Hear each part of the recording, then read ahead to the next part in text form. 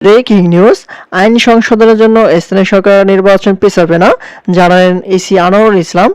এখানে জানবো আজকে নির্বাচনের সর্বশেষ কি জানানো হয়েছে নতুন নিয়ম এবং তফসিল প্রসঙ্গে।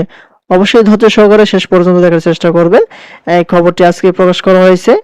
এখন দেখি বিস্তারিত। দেখতে পাচ্ছি বলা হয়েছে যে নির্বাচন কমিশনার মোহাম্মদ আনোয়ারুল ইসলাম সরকার জানিয়েছেন, স্থানীয় সরকার নির্বাচনের আইন সংশোধনের সুপারিশের কারণে ভোট পিছানোর কোনো সুযোগ নেই।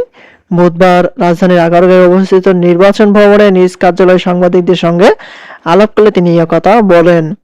এই সময় তিনি বলেন, আইন সংশোধনের সঙ্গে নির্বাচন পিছানো বা বিলম্বিত হওয়ার কোনো সুযোগ নেই।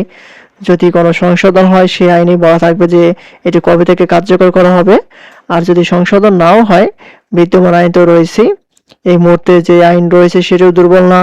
এই আইন দিয়ে নির্বাচন করা সম্ভব।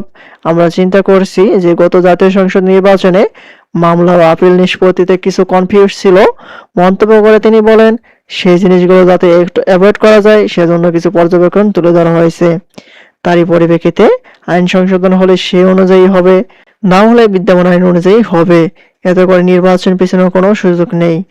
ইসির আইন সংশোধনের সুপারিশমালার পর থেকে প্রশাসকের নির্বাচন না করার বিষয়টিও রয়েছে। যদি বিদ্যমান আইনে স্থানীয় সরকার নির্বাচন হয় তবে কি প্রশাসকরা অদ্য নির্বাচন করতে পারবে কি না জানতে চাইলে নির্বাচন কমিশনার বলেন, এমপিদের ক্ষেত্রে এটা পরিষ্কার বাধা, কিন্তু সেটা সিটি কর্পোরেশন মেয়রদের ক্ষেত্রে কিছু শিথিলতা রয়েছে।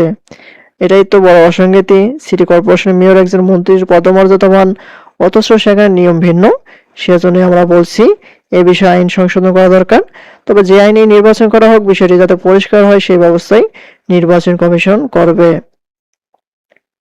এদিকে ইউনিয়ন পরিষদ চেয়ারম্যান পদে নির্বাচনের জন্য শিক্ষাগত যোগ্যতা কমপক্ষে স্নাতক নিশ্চিত করতে নির্দেশ দেওয়া হবে না।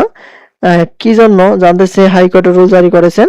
এই রুলের বিষয়ে জানতে চাইলে ইসি আনোয়ারুল ইসলাম বলেন, প্রার্থীদের শিক্ষাগত যোগ্যতার বিষয়ে এখন পর্যন্ত নির্বাচন কমিশন কোনো সিদ্ধান্ত নেয়নি। এটা আগে দেখতে হবে। দেখার পরিপ্রেক্ষিতে আমাদের বিদ্যমান আইন, পার্শ্ববর্তী দেশগুলোতে কি অবস্থা আছে এবং এ সম্পর্কিত আরো কোনো আইনের রুলিং বা জাজমেন্ট আছে কিনা সেগুলো দেখে পরে আমরা সিদ্ধান্ত নেব। এই হচ্ছে ইউনিয়ন পরিষদ নির্বাচন প্রসঙ্গে আজকের সর্বশেষ আপডেট।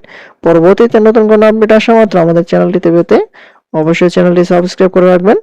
ধন্যবাদ সবাইকে। আসসালামু আলাইকুম।